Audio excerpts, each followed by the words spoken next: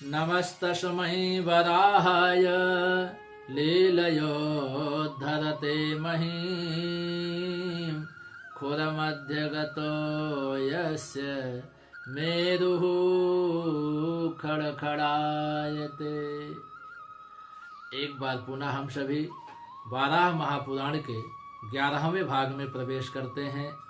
आइए इस प्रसंग में हम सभी श्रवण करते हैं गणेश जी की उत्पत्ति और चतुर्थी तिथि का क्या महत्व है।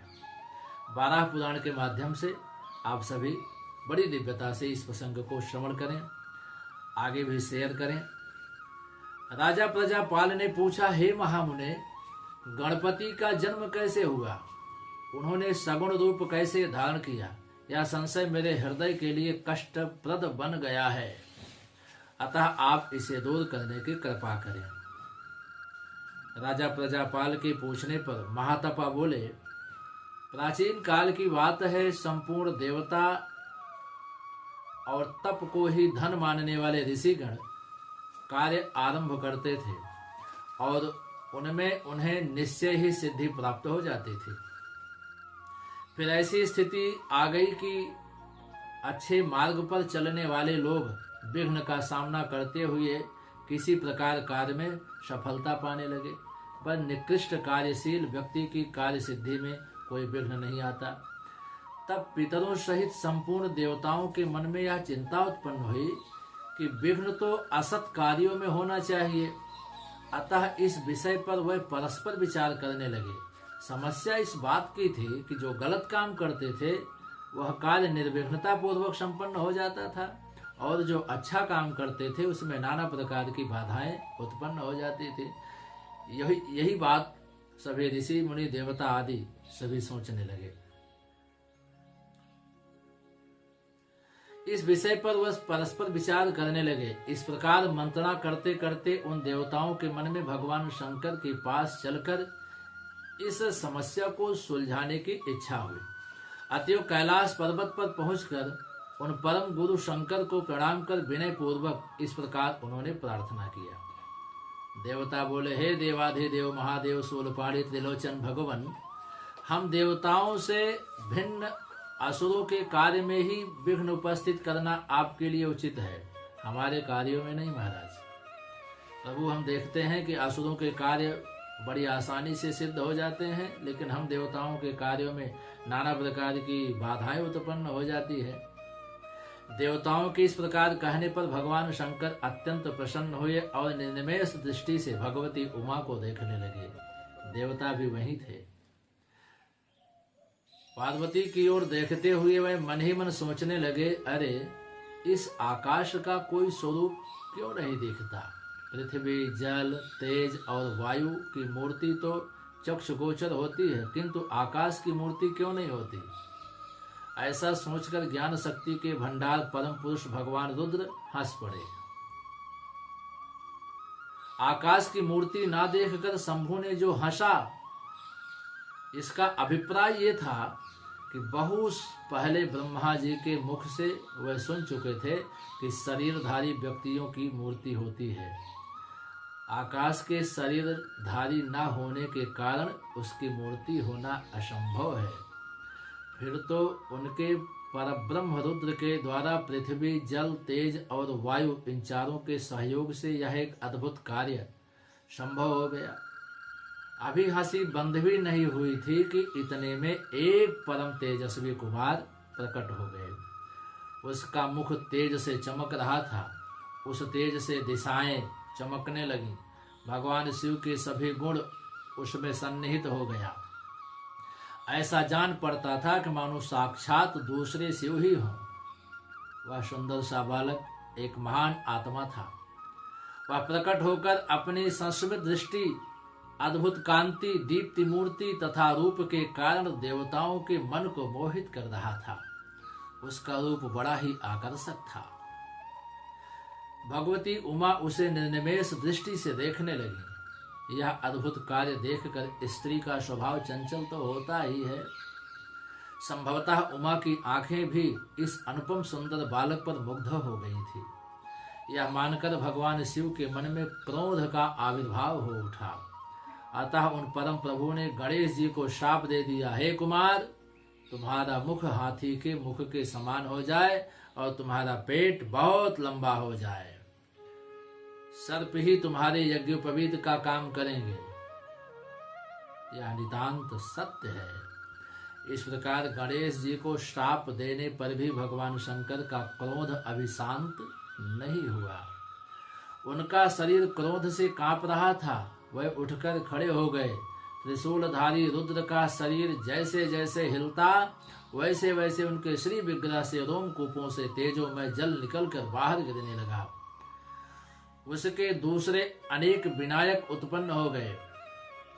उन सभी के मुख हाथी के मुख जैसे ही थे तथा उनके शरीर की आभा काले वृक्ष या अज्ञान के समान थी। वह हाथों में अनेक प्रकार के अस्त्र शस्त्र लिए हुए थे। जब देवता व्यग्र मन से सोचने लगे, अरे यह क्या हो गया?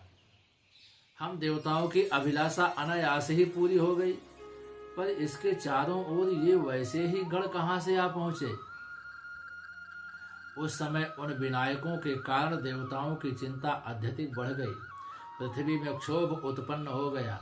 तब 4 मुखों से शोभा पाने वाले ब्रह्मा जी अनुपम विमान पर विराजमान होकर आकाश में आए और कहने लगे, देवताओं, तुम लोग धन्य हो, धन्य हो। यूं तुम सभी 3 नेत्र वाले अद्भुत रूपधारी भगवान रुद्र के कृपा पात्र हो। साथ ही तुमने असुरों के कार्य में विघ्न उत्पन्न करने वाले गणेश जी को प्रणाम करने का सौभाग्य भी प्राप्त कर लिया। उनसे इस प्रकार कहने के पश्चात ब्रह्मा जी भगवान रुद्र से बोले, हे विभो, आपके मुख से प्रकट हुआ यह जो बालक है, इसे ही आप इन विनायकों का स्वामी बना दीजिए। ये शेष दूसरे विनायक इनके अनुगामी अनुचर बनकर रहें। हे प्रभु, आप मेरी ये प्रार्थना स्वीकार कर लीजिए। आपके बर प्रभाव से आकाश को भी शरीरधारी बनकर पृथ्वी आदि 4 और महाभूतों में रहने का सुअवसर भी मिल जाए। इससे एक ही आकाश अनेक प्रकार से व्यवस्थित हो सकता है। इस प्रकार भगवान रुद्र और ब्रह्मा जी बातें कर ही रहे थे कि विनायक वहां से चल गए। फिर पितामह ने शंभु से कहा, हे देव, आपके हाथ में अनेक समुचित अस्त्र हैं। आप ये अस्त्र तथा वर अब इस बालक को प्रदान करें, यह मेरी आपसे प्रार्थना है। इस प्रकार ब्रह्मा जी वहां से चले गए। तब भगवान शंकर ने अपने सुपुत्र गणेश जी से कहा, हे पुत्र, विनायक, विघ्नहर, गजास्य और भवपुत्र, इन नामों से इस संसार में तुम्हारी प्रसिद्धि होगी। क्रूर दृष्टि वाले ये विनायक बड़े उग्र स्वभाव के हैं, पर ये सब तुम्हारी सेवा करेंगे। प्रकृष्ट यज्ञ, दान आदि शुभ कर्म के प्रभाव से शक्तिशाली बनकर ये कार्यों में सिद्धि प्रदान करेंगे। देवताओं, यज्ञों तथा अन्य कार्यों में भी सबसे श्रेष्ठ स्थान तुम्हें ही प्राप्त होगा। सर्वप्रथम पूजा पाने का अधिकार तुम्हारा ही होगा। यदि ऐसा ना हुआ तो तुम्हारे द्वारा उस कार्य की सफलता बाधित हो जाएगी। जैसा कि शास्त्रों में ऐसा वर्णन आता है कि भगवान गणेश जी सभी कार्यों में प्रथम पूजनीय है। अगर हम सभी भगवान गणेश जी की प्रथम पूजा करते हैं तो वही भगवान गणेश उस यज्ञ में विघ्नहर्ता बन करके आते हैं, और जिस यज्ञ में हम सभी भगवान गणेश की पूजा नहीं करते उस यज्ञ में भगवान गणेश विघ्नकर्ता बन करके आ जाते हैं और सारे कार्यों को बिगाड़ देते हैं। महाराज, जब ये बातें समाप्त हो गई तो भगवान शंकर ने देवताओं के साथ जलपूर्ण सुवर्ण कलशों से विभिन्न तीर्थों के जल से उन गणेश जी का अभिषेक किया। हे राजन, इस प्रकार जल से अभिषिक्त होकर विनायकों के स्वामी भगवान गणेश की अद्भुत शोभा होने लगी। उनके अभिषिक्त देखकर सभी देवता शंकर के सामने ही उनकी बारंबार स्तुति करने लगे। देवता गण बोले, हे गजानन, आप गणों के स्वामी हैं। आपका एक नाम विनायक है। आप प्रचंड पराक्रमी हैं। आपको हमारा निरंतर नमस्कार है। हे भगवान, विघ्न दूर करना ही आपका स्वभाव है। आप सर्प की मेखला पहनते हैं। भगवान शंकर के मुख से आपका प्रादुर्भाव हुआ है। लंबे पेट से आपकी आकृति उद्भासित होती है। हम संपूर्ण देवता आपको प्रणाम करते हैं। आप हमारे सभी विघ्नों को शांत कर दीजिए। हे राजन, जब इस प्रकार भगवान रुद्र ने भगवान पुरुष श्री गणेश जी का अभिषेक कर दिया और देवताओं द्वारा उनकी स्तुति संपन्न हो गई, तब वह भगवती पार्वती के पुत्र के रूप में शोभा पाने लगे। गणाध्यक्ष गणेश जी के जन्म एवं अभिषेक आदि सारी क्रियाएं चतुर्थी तिथि के दिन संपन्न हुई थी। तभी से यह तिथि समस्त तिथियों में परम श्रेष्ठ स्थान को प्राप्त हुई। राजन, जो भाग्यशाली मानव इस तिथि को तिलों का आहार कर भक्ति पूर्वक गणपति की आराधना करता है, उस पर वे अत्यंत प्रसन्न हो जाते हैं, इसमें कोई संदेह नहीं है। महाराज, जो व्यक्ति इस स्तोत्र का पठन अथवा श्रवण करता है, उसके पास विघ्न कभी नहीं आते, उसके पास लेश मात्र भी क्लेश नहीं रह जाता। अतः आप सभी से निवेदन है कि भगवान गणेश जी की उत्पत्ति और चतुर्थी तिथि के महत्व के इस प्रसंग को बारंबार आप सभी सुने और अपने इष्ट मित्रों तक शेयर करें। अगर चैनल को आपने सब्सक्राइब नहीं किया है तो सब्सक्राइब करें, लाइक कमेंट शेयर करना ना भूलें, लोगों तक शेयर करें। भगवान गणेश जी आपके संपूर्ण जीवन को हमेशा निर्विघ्न रखें। बोलिए गणेश भगवान की जय हो।